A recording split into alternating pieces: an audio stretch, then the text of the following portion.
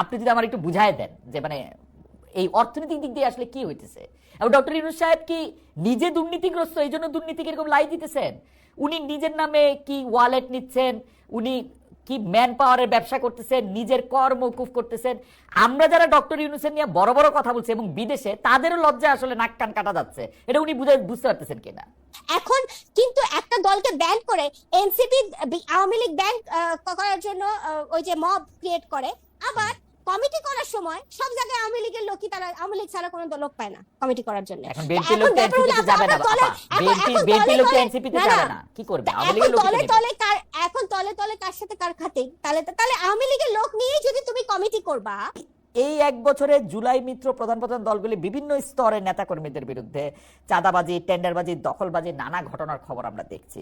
বৈষম্য বিরোধী ছাত্র আন্দোলন, সমন্বয়ক, এই শব্দগুলির মর্যাদা শামাপা যেটাতে শুরু করেছিলেন সেটা আমি এখানে একটু আনতে চাই, যে গত বছরে জুলাইয়ের মতো আর নাই। আসলে যেই কারণে আমরা শেখ হাসিনা সরকারের এগেনস্টে সবাইকে একতাবদ্ধ হইতে দেখছি, এর প্রধান কারণ ছিল হচ্ছে মানুষের গণতান্ত্রিক অধিকার, দ্বিতীয় কারণটাই ছিল কিন্তু দুর্নীতি, বেসামাল স্বেচ্ছাচারিতা। এই জিনিসগুলি আবার আমরা কেন দেখবো? কেন আমাদের ওই আন্দোলনেরই একজন যিনি সারাক্ষণ পথে ছিলেন, সেই উমামা ফাতেমাকে আইসে লাইভে বলতে হবে জুলাই আন্দোলনকে কেন মানি মেকিং মেশিন হয়ে যেতে হবে? হাসান কামাল, আপনি কি একটু বলবেন যে আপনার এটা কি মানে মানে আমরা কেন এটা দেখবো? এবং বেশিরভাগ মানুষ মানে আমাদেরকে আমাদের আওয়ামী লীগের বন্ধুরা ফোন করলে এখন হাসে, কি বলছিলাম না, কেমন দেখলা, এবং সেটা একটা মানে খুবই, যারা জুলাইয়ের এক বছর আগে যারা জুলাই আন্দোলনের পক্ষে ছিল না, তারা কিন্তু আমাদেরকে চোখে আঙ্গুল দিয়ে দেখাইতেছে, দেখো তোমরা কারদের উপর বিশ্বাস করছিলা, কারা এরা। আপনি এটাকে কিভাবে দেখেন হাসান কামাল ভাই? আমি এটা আমাদের একটা ঐতিহাসিক দুর্বলতা হিসেবে দেখি। আমি বলি যে আমাদের এখানে এখন পর্যন্ত আমাদের অনেক বিজয়ের অভিজ্ঞতা আছে। আমরা অনেকবার জিতছি, অনেক লড়াইয়ে জিতছি, এগুলি অনেক মূল্য দিয়ে জিতছি হয়তো, কিন্তু আমরা জিতছি। কিন্তু আমাদের কোনো বিজয়কে আসলে বিজয়ের ফলাফল জনগণের কাছে নিয়ে যাওয়ার জন্য যে শিক্ষাটা দরকার সেটা আমাদের কখনোই হয় নাই।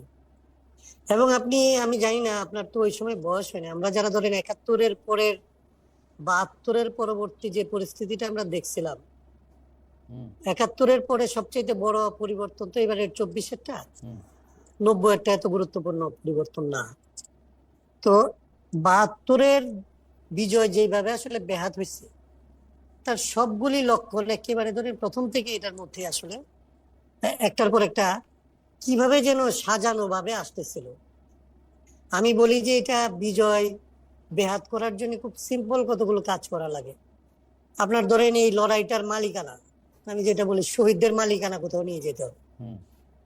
এই শহীদের মালিকানা যার কাছে যায়, বিজয়ের মালিকানা তার কাছে যায়, এবং বিজয়ের মালিকানা যদি যত ক্ষুদ্র করে আনা যায়, মালিক গোষ্ঠীটাকে যত ছোট করা যায়, সেই মালিকদেরকে হয় আপনি প্রলুব্ধ করতে পারেন, ভীত করতে পারেন, তাদেরকে আসলে দায়ী করতে পারেন, বিধ্বস্ত মানে কি বলে বিভক্ত করতে পারেন, বিভাজিত করতে পারেন। মানে আপনার লড়াইয়ের যারা অংশীজন, তাদের সাথে আসলে লড়াইয়ের যারা ফল ভোগ করে, তাদের মধ্যে একটা বড় রকমের পার্থক্য তৈরি করা যায়। এবং এই পার্থক্যটা যখন হয়, বিভাজনটা যখন হয়, তখন আসলে লড়াই নিজেই একটা মানে লড়াইয়ের মালিক যখন আসলে কোনোভাবে দোষী হিসেবে চিহ্নিত হয়, তখন গোটা লড়াইকেই আসলে একটা ভুল কিংবা একটা অন্যায় কিংবা একটা আসলে খারাপ জিনিস হিসেবে চিহ্নিত করা সহজ হয়। এবং যখন এটা ঘটে, তখন আর বাকি সবাই আসলে তখন এক ধরনের হরিলুটের মতো মনে করে এই যে মরশুম চলে যাচ্ছে, এই চলে যাওয়ার আগে যে যেখান থেকে যতটা পারে একটা অংশ অভিমানে সরে যায়, আরেকটা অংশ আসলে লুটপাটের অংশ নিতে আসে। বাংলাদেশে একেবারে ২৪-এর পরে এত দ্রুত যে ঘটনাগুলি ঘটলো, এই ঘটনাগুলি ঘটবে বলে আমাদের মধ্যে আশঙ্কা ছিল। আমরা এগুলিকে কিভাবে প্রটেক্ট করা যায় সেগুলি নিয়ে কথা বলছিলাম। আমরা মানে এই অভ্যুত্থানের পরবর্তীতে আমাদের কি করণীয় সেটা বলছিলাম। কিন্তু আমরা যেহেতু ধরেন অনেক বড় কোনো শক্তি না, কিংবা আমাদের যেহেতু ওইরকম বড় কোনো ধরনের রাজনৈতিক কি বলা যাবে যে গুরুত্ব নাই, আমাদের বক্তব্যগুলি তখন আসলে তরুণদের কাছে বিবেচিত হয়েছে যে আমরা প্রতিক্রিয়াশীল হয়ে গেছি, আমরা পশ্চাৎপদ কথা বলতেছি। আর বাকিদের কাছে মনে হয়েছে যে আমরা অপাঙ্ক্ত, আমরা এখন কোনোভাবে আসলে প্রাসঙ্গিক থাকার জন্য একভাবে কথা বলতেছি। কিন্তু এটা জাতীয় জায়গা থেকে যে আসলে একটা জাতির এত বড় একটা পরিবর্তনের পরে, এই অভ্যুত্থানের পরে কি ধরনের কাজ করতে হবে এবং কত সময়ের মধ্যে এটা শেষ করে ফেলতে হবে।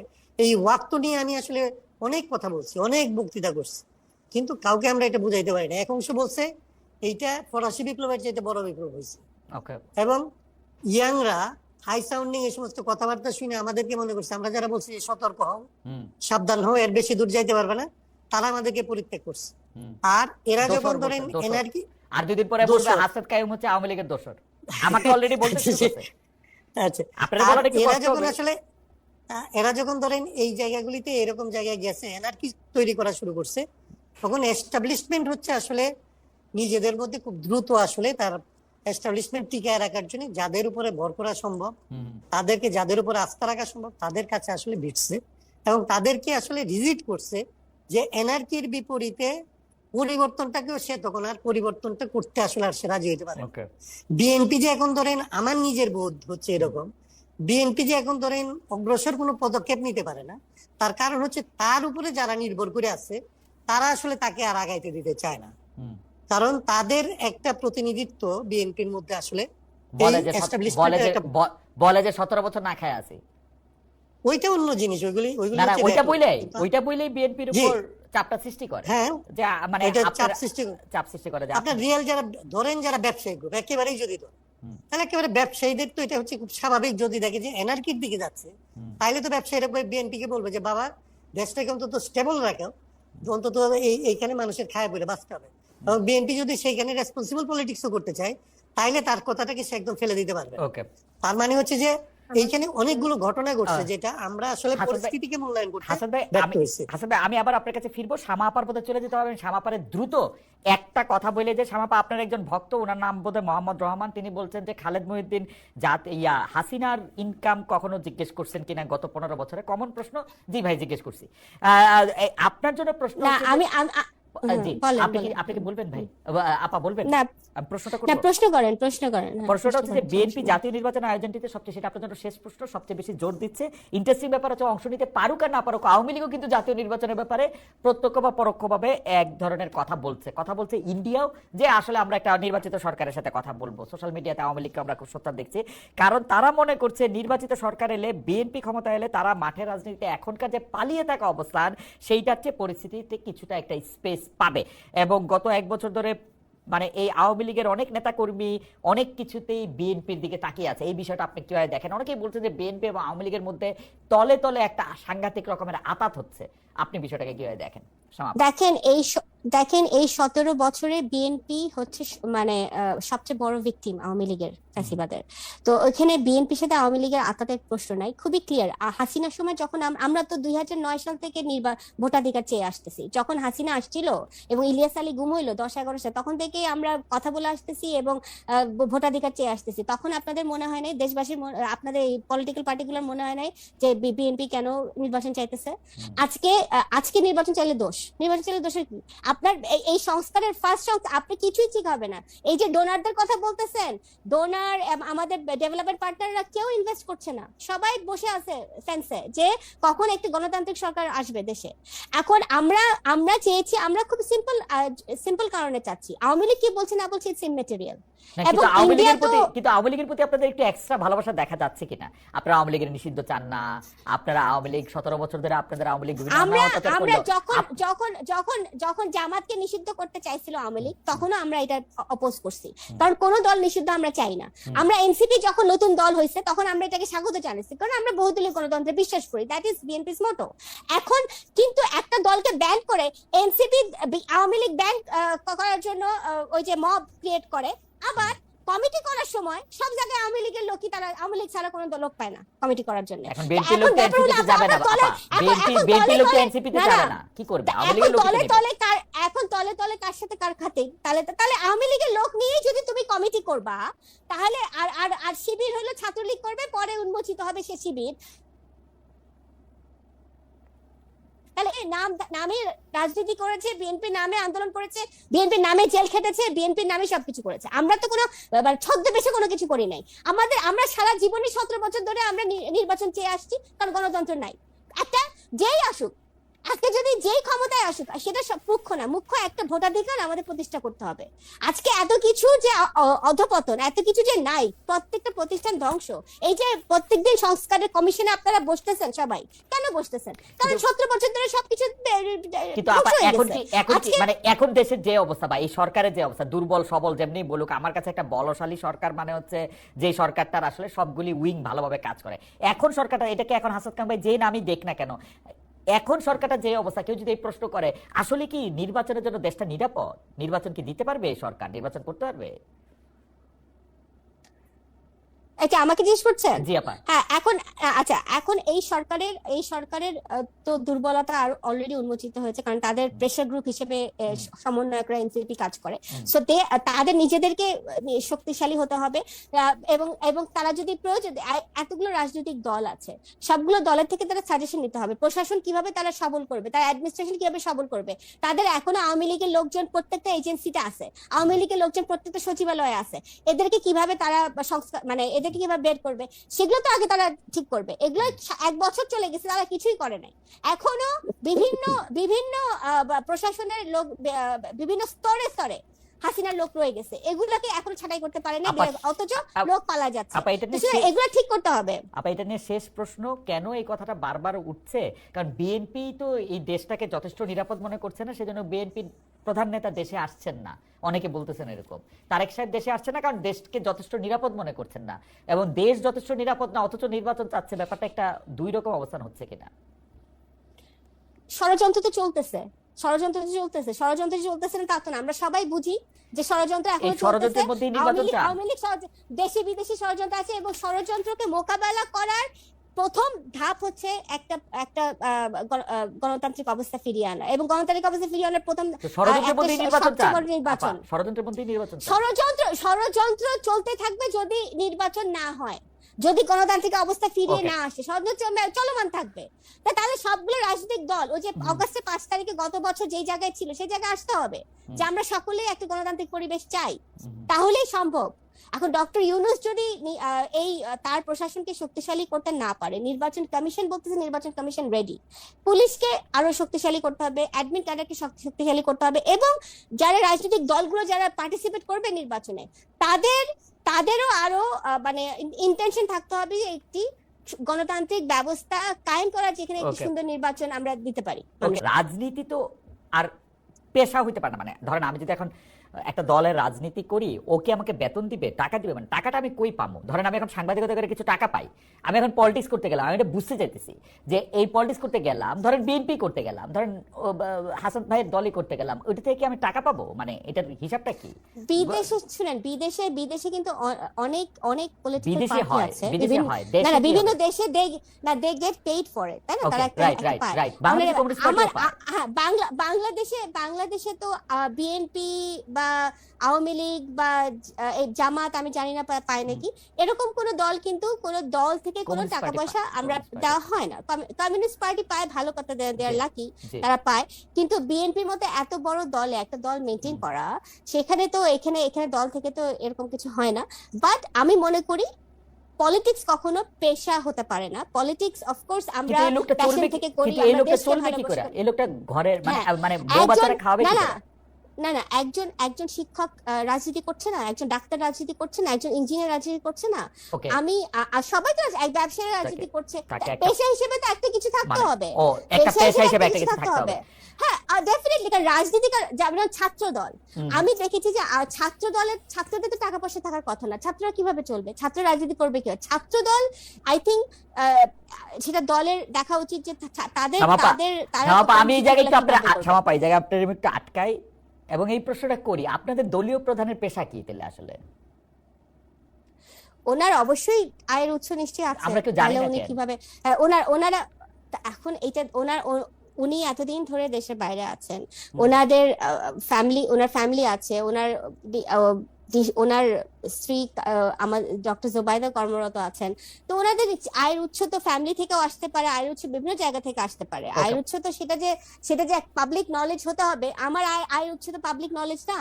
আমার আয়ের উৎস আপনি জানেন না, বাট দ্যাট ডাজন্ট মিন যে আমার কোনো আয় নাই। হ্যাঁ, তো আয়ের উৎসটা সবার জানতে হবে, আমার কোনো কথা নেই। অ্যাজ লং অ্যাজ উনি ট্যাক্স ফাইল করছেন, অ্যাজ লং অ্যাজ ওনার ফাইলস সব না ক্লিয়ার আছে, ধরেন দ্যাটস অল ইট ধরেন ম্যাটার্স। শ্যামাপা, এটা মনে হইতে পারে যে আমি কিন্তু জনাব তারেক রহমান রে, বেগম খালেদা জিয়ারে খুবই পছন্দ করি, বাংলাদেশের সব লোককে আমি পছন্দ করি, কিন্তু ঘটনা হচ্ছে যে ধরেন আমার মেয়ে যদি জনাব তারেক রহমানের মতো হইতে চায়, তো সে যদি আমরা জানতে চায় যে উনি কি করেন, তাহলে আমাকে বলতে হবে যে উনি আসলে পলিটিক্স করেন, তাই তো?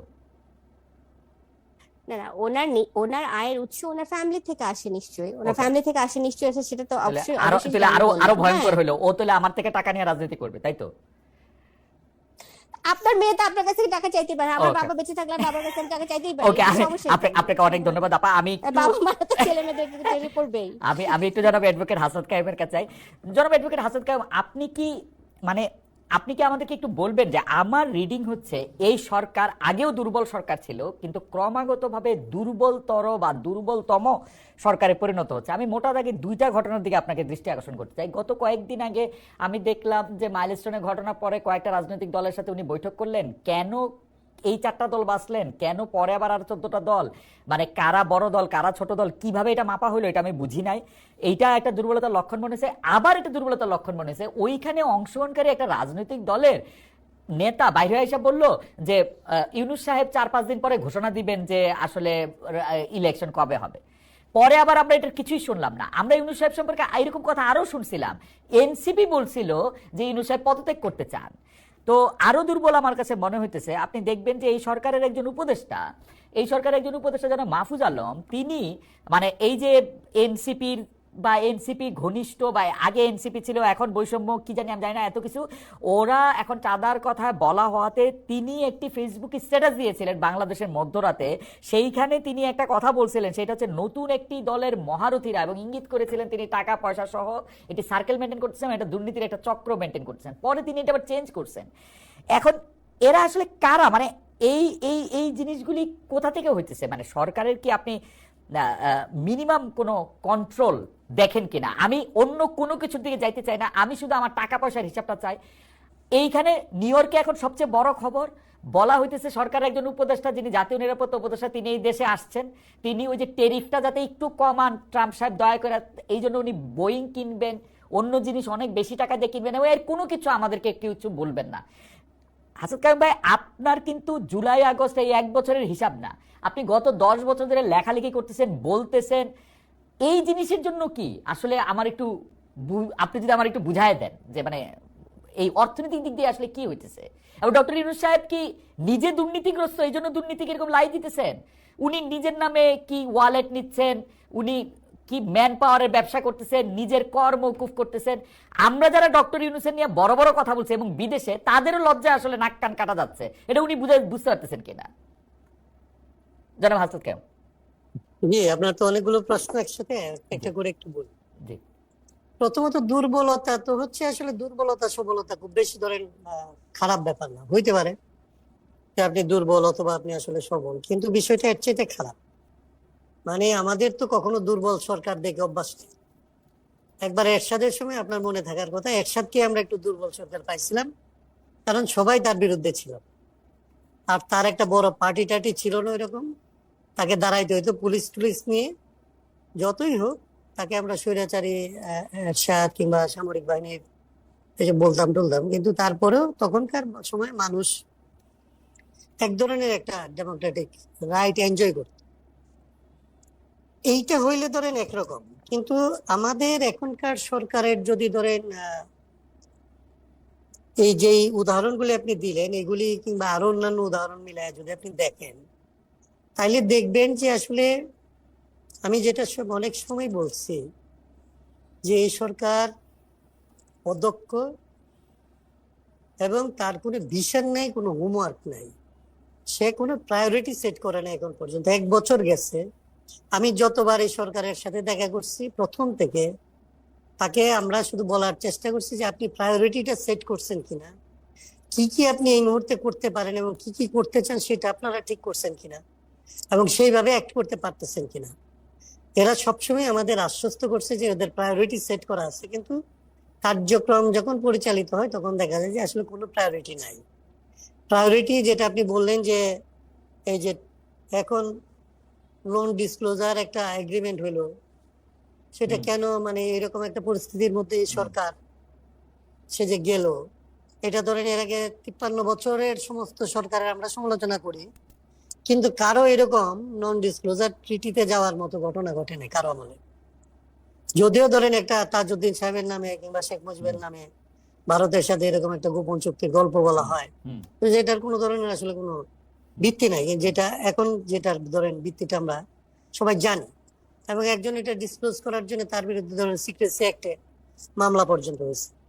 তার মানে এটা হচ্ছে পরিষ্কার যে আপনি নন ডিসক্লোজার এগ্রিমেন্টের মধ্যে আপনি ঢুকছেন। টেরিফের ব্যাপারটা তো সারা দুনিয়া জুড়ে আসলে বসে, আরে ট্রাম্পের যে পলিটিক্স, সেই পলিটিক্সের মধ্যে আমরা তার পলিটিক্সের একটা শিকার হয়েছি। সেটাকে কিভাবে মোকাবেলা করা যায় তো এটা হয়তো জানা, আমরা এখনই ধরেন এরকম বলতে পারবো না যে এই হইলে হইতে পারতো। কিন্তু আমাদের দেশের ব্যবসায়ীরা খুব ক্যাটাগরিক্যালি অভিযোগ করছে যে তারা মানে এই অবস্থাটার মধ্যে আলোচনার মধ্যে যুক্ত হইতে চাইছে প্রতিনিধি হিসাবে, তারা লবিস্ট নিয়োগ করতে চাইছে, কিন্তু তাদেরকে আসলে এন্ট্রান্স দেওয়া হয়নি। তাদেরকে আসলে কোনোভাবেই এই চুক্তি নিয়ে আলাপ আলোচনা করার জায়গায় তাদের কোনো প্রতিনিধিত্ব তারা আসলে পায় নাই। তো সেইটা হচ্ছে ধরেন ভয়াবহ, যে এটা আপনি না দিয়ে পারেন। যদি আমি দেখি যে আপনি দেশের স্বার্থে একটা কাজ করে আসছেন, যেখানে আমি আপনাকে সহায়তা করতে চাইছিলাম, আপনার সহায়তার প্রয়োজন হয়নি, বরং আপনি ভালোভাবে শেষ করে আসছেন। কিন্তু আমি যদি দেখি যে আপনি আমাদের একমাত্র একটা ধরেন শিল্প সেক্টর, সেটা একটা বিপজ্জনক জায়গায় পৌঁছে গেছে, যারা এটার আসলে স্টেক, যারা রিয়েলি এখানে সবচেয়ে ক্ষতিগ্রস্ত হবে, তারা যখন এটার মধ্যে অংশ নিতে যাচ্ছে, তখন আপনি তাদেরকে আসলে দিচ্ছেন না, কিন্তু পরে যে জিনিসগুলির মধ্যে আপনি তাদেরকে ঢুকাইতে চাইতেছেন, এখন এটা হচ্ছে অনেক পেছন থেকে। এবং এইটাকে যদি কেউ পরবর্তীতে, আপনি যেটাকে এটা একদিকে খুব পজিটিভলি বললে আপনি এটাকে দুর্বলতা বলতে পারেন, কিন্তু কেউ যদি খারাপ ভাবে এটাকে আসলে দেশের বিরুদ্ধে একটা অপকর্ম হিসেবে চিহ্নিত করে, তাহলে সেটার রিপ্লাই আসলে গভর্নমেন্ট কি দেবে? না, গভর্নমেন্ট হাসান কাবে এইটা খুব ইন্টারেস্টিং। গভর্নমেন্ট তো কোনো কিছু রিপ্লাই দেয় না। গভর্নমেন্ট তো অন্যের আমরা এটাই বলছিলাম, আমরা গভর্নমেন্ট হচ্ছে আপনার ঘরে দোষটা পায়, বিএনপির ঘরে দোষটা পায়, এবং গভর্নমেন্ট নিজেরা দেখায় যে তারা খুব সাধু সন্ত, অথচ সবগুলি কাজ করে যেগুলি আমরা হাসিনা করলে, বেগম জিয়া করলে আমরা খুবই এটা রিয়েক্ট করতাম। হ্যাঁ, ন্যাচারালি আমরা এটা বলছিলাম। আমরা ধরেন একদম 8 তারিখ ওনারা সরকার করলো, আমরা 11 তারিখে ওনাদের কাছে কতগুলো একটা আমাদের যে হোমওয়ার্কটা ছিল সংস্কারের ব্যাপারে, কিংবা এরকম একটা সিচুয়েশন হলে কি হইতে পারে, সেইটা নিয়ে আমরা তাদেরকে আমাদের একটা লিখিত প্রস্তাব দিয়েছি।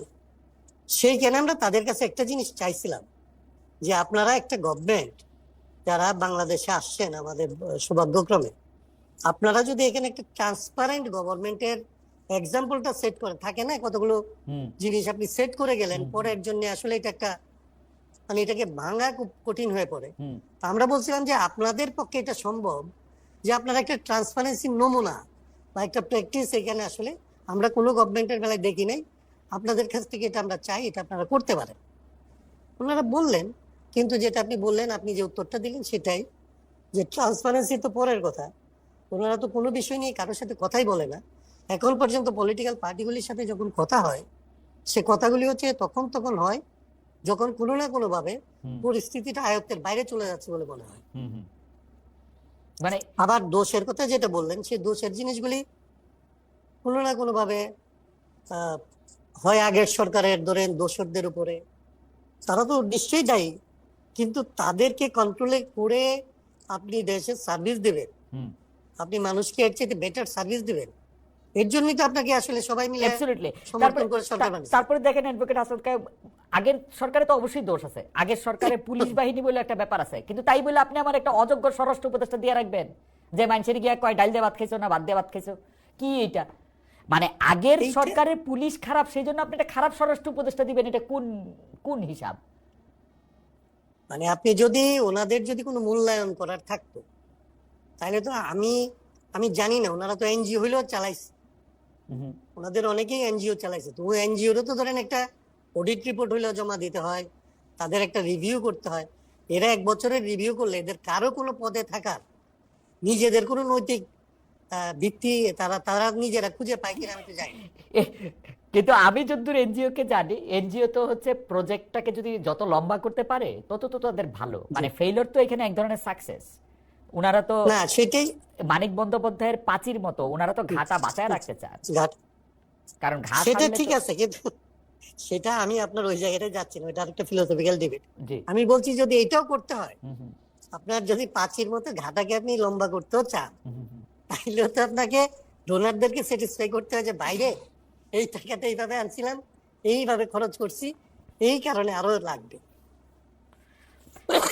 অ্যাডভোকেট হাসান কায়েম, আমি সেইটুকু দক্ষতা কি সরকার দেখাইতে না, পারছে? সেইটুকু দক্ষতা মানে তো নাই। মানুষকে যে বলবে যে আমি 12 মাস আছি, আমাকে এই কাজগুলি আমি 12 মাসে করছি, এই কাজগুলি আমার আসলে চলতেছে, এইটা শেষ হওয়ার জন্য আমার এতদিন সময় লাগতে পারে, আমাকে এই সময়টুকু আসলে অ্যালাউ করো, এবং সবাই মিলে আমাকে আসলে এই কাজটা করতে সহায়তা করো।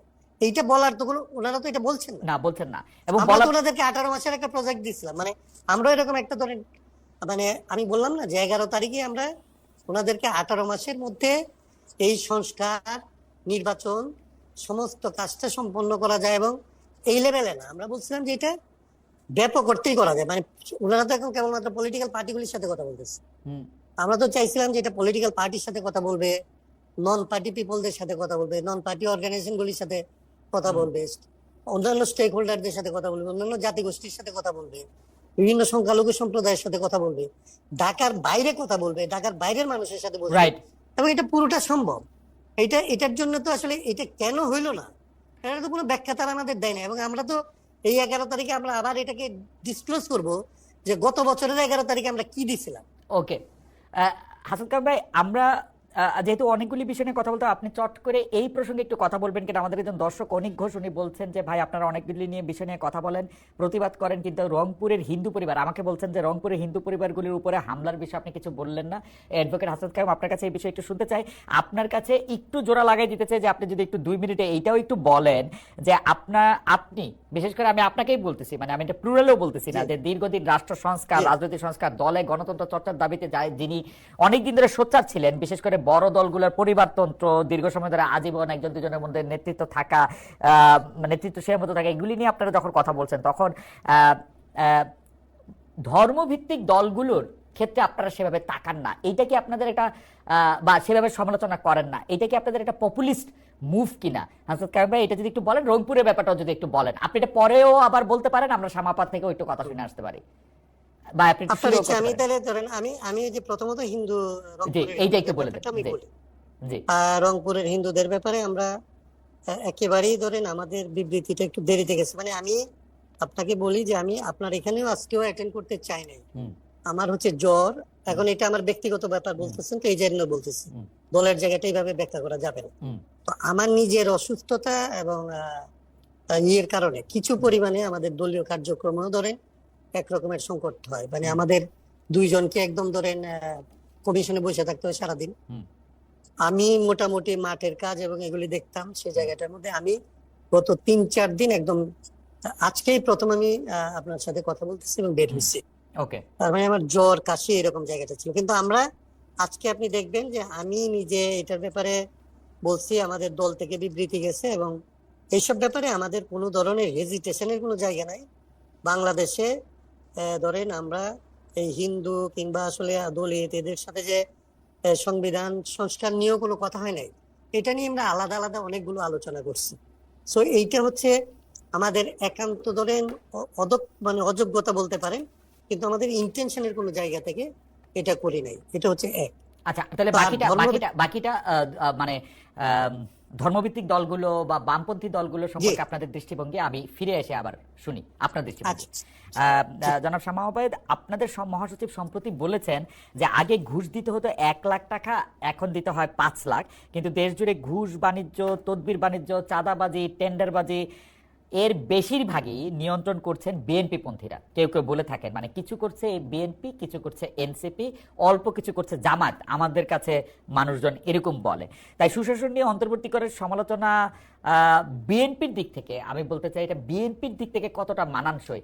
আরো একটা জিনিস আমি এখন ইদানিং খুব দেখতে পাচ্ছি, প্রশাসনে যারা আছেন, পুলিশের প্রশাসকদের মানে অ্যাডমিন ক্যাডারের, তাদের অনেকেই এই একটা কথা বলতে চাচ্ছেন যে তারা আসলে বিএনপির সাথে ঘনিষ্ঠ বা তরুণ বয়সে ছাত্রদল করেছেন, যেভাবে তারা বলতেন আওয়ামী লীগ আমলে, শেখ হাসিনা সরকার আমলে যে আমি শেখ হাসিনা সরকারের খুব ঘনিষ্ঠ বা শেখ হাসিনার দলের খুব ঘনিষ্ঠ বা ছাত্রলীগ করেছি, সেই একইভাবে তারা এখনই বলতে শুরু করেছেন।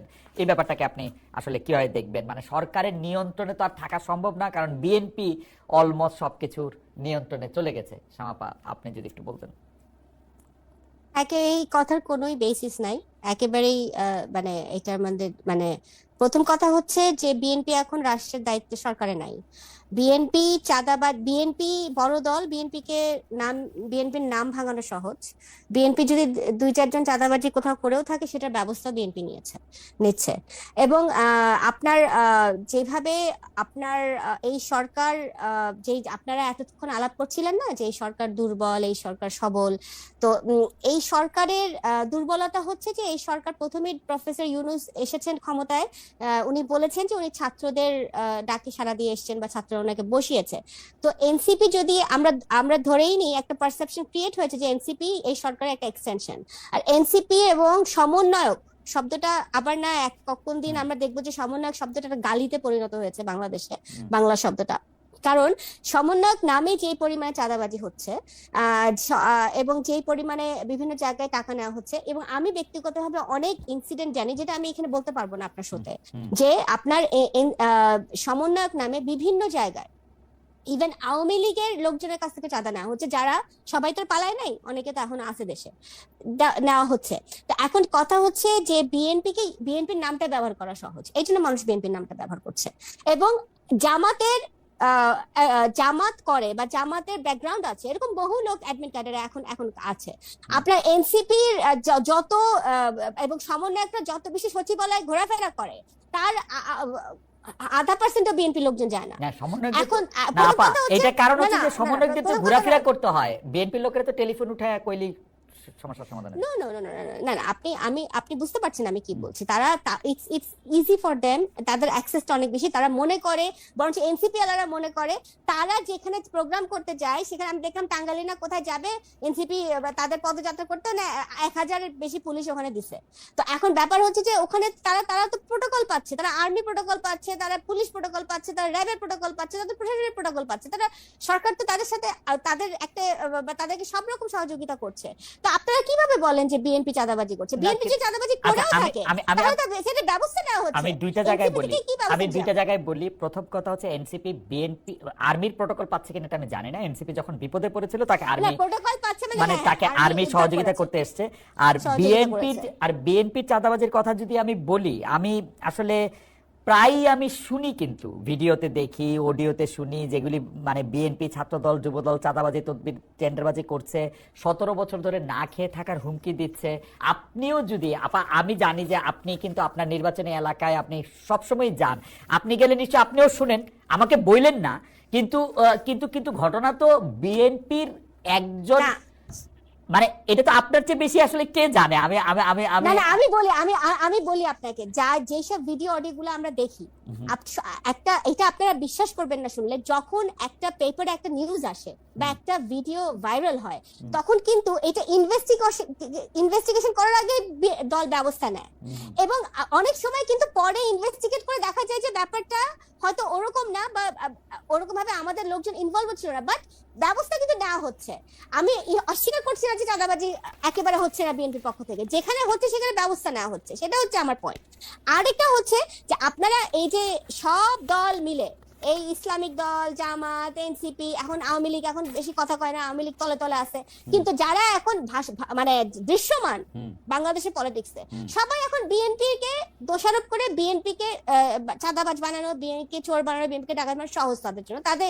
তাদের পলিটিক্সে যায়, তাদের পলিটিক্স যেই পলিটিক্স এখন চলতেছে বাংলাদেশে, এটা যায়, এজন্য তারা করছে। না, There is no other reason. না, কিন্তু কিন্তু শামাপা মানে আপনার কথার সাথে আমি মিল পাইতেছি গত সরকারের লোকজনের কথাবার্তায়, কারণ গত সরকারের লোকজন কইতো যে তোরা যে যাই করো সবাই খালি আওয়ামী লীগের খারাপ বলে। ব্যাপারটা কি ভাই, আসলে তাই আমি কি কিনা? সরকারে আছি? না, ব্যাপারটা আমরা কি সরকারে আছি? বিএনপি এখন তাহলে- ডিফেক্ট, বিএনপি না, এখন ডিফেক্ট গভর্নমেন্ট। আমি তো এই টেলিভিশনের শো শেষ করে আপনার কাছে তদবির করব, 3টা তদবির আমার কাছে এই যে এখন আসতেছে। প্রথম কথা হচ্ছে দেখেন, আমাদের প্রশাসন আমাদের না, সরকারও আমাদের না। সরকার বরঞ্চ সরকারের বিরুদ্ধে আমাদের অনেক কমপ্লেন আছে যে সরকার এই যে এখন যে নতুন একটা ট্রেন্ড শুরু হয়েছে যে মব, হ্যাঁ, এই মব অ্যাটাক ঠেকাতে ব্যর্থ হচ্ছে। বিভিন্ন জায়গায় ল এন্ড অর্ডার সিচুয়েশন খুবই খারাপ অবস্থা। আবার পুলিশ যে পরিমাণ স্ট্রেংথ নিয়ে পুলিশের মাঠে থাকা উচিত, সেই পুলিশ একেবারেই মাঠে থাকতে পারছে না বা থাকতে পারছে আমি না। আপনাকে একটু হ্যাঁ। বলি, আপনাদের সরকার মানে আপনারা এখনো সরকারে না, এটা আমি কেমনে বুঝবো? সরকার প্রধান অকারণে লন্ডনে গিয়ে আপনাকে দলের প্রধানের সাথে দেখা করে আসেন, কিছু কারণ ছিল না তারেক সাহেবের সাথে দেখা করা ছাড়া। দেখুন, ডক্টর ইউনূস তো সব দলের প্রধানের সাথে দেখা গিয়া এরকম লন্ডনে গিয়া শুধুমাত্র লন্ডনে না গিয়া সব এখন বাংলাদেশ, উনি তো লন্ডনে ওনার নিজের কাজে গিয়েছিল, রাইট? না, এখন লন্ডনে কাজে গিয়ে যদি জনাব তারেক রহমানের সাথে যেই দলটি চারবারের এবং সরকারের জাতির দায়িত্বে উদ্দেশ্যে ছিল, ভাষণে বলছে, হ্যাঁ, জাতির উদ্দেশ্যে ভাষণে বলছে এপ্রিলে সেই নির্বাচন দিবে, দলের ওই দলের প্রধানের সাথে দেখা করে আইসা বলছে আচ্ছা ফেব্রুয়ারিতেও হইতে পারে, আরেকবার দেখা করলে বলবে ডিসেম্বরে হবে। তো সেটা আমরা তো ডিসেম্বরে সবসময় চেয়ে আসছি। আমার আপনাদের কথাটা চাওয়াই তো শুনুন। আপনাদের চাওয়াই তো চাওয়া, না না আপনাদের চাওয়াই তো এখন চাওয়া। জামাত না এখন আপনি বলেন যে জামাত তো ফেব্রুয়ারিতে চাইছিল, জামাত তো ফেব্রুয়ারিতে প্রথমে চাইছিল, তা এখন ফেব্রুয়ারিতে তো হচ্ছে, তা আচ্ছা। এখন এখানে তো জামাতের চাওয়াটা বেশি মিলতেছে না এখানে। আমরা তো ডিসেম্বরের আগে চাইছিলাম, আমরা তো চাইনি আমরা তো ফেব্রুয়ারিতে, আমরা তো চাইছিলাম ডিসেম্বরের মধ্যে ইলেকশন হোক, কারণ সংস্কার কিছুই তো করতে পারতেছে না সরকার, সবকিছুতে ব্যর্থ সেটা হচ্ছে। আপনাদের জন্য নির্বাচন একটা দিয়ে সেটা আপনাদের জন্য করতে পারতেছে না। আপনারা 6 মাস ধরে প্রধানমন্ত্রী 10 বছর থাকবে না 5 বছর থাকবে, বিএনপি সেটা নিয়ে সেটা তো আপনাদের জন্য। ধৈর্যের সাথে এই সংস্কারগুলা নিয়ে কাজ করতেছে। হ্যাঁ। বিএনপি তো হাসিনার আমল, যখন আমাদেরকে আমরা বাসায় থাকতে পারি না, পালায় বেড়াতেছি, তখন থেকে আমরা সংস্কার নিয়ে কথা বলতেছি। Right. এখন হাসিনা যাওয়ার পরে এখন সবাই এখন উঠে যখন পড়ে নামছে পাওয়ারের সংস্কার কাছাকাছি নিয়ে। আসছেন তখন সংস্কার হ্যাঁ, থেকে একটু দূরে চলে এখন যাচ্ছে। সবাই সংস্কার not at all, we are the one who wants this reform। আচ্ছা, ঠিক আছে। But আমি- আমরা তো দিনের পর দিন কাজ করে যাচ্ছি রিফর্ম নিয়ে। আমি একটু কিন্তু একটা জায়গায় তো আসতে হবে, Okay. আমাদের Okay, সবার। একটা জায়গায় আসতে হবে, রাইট।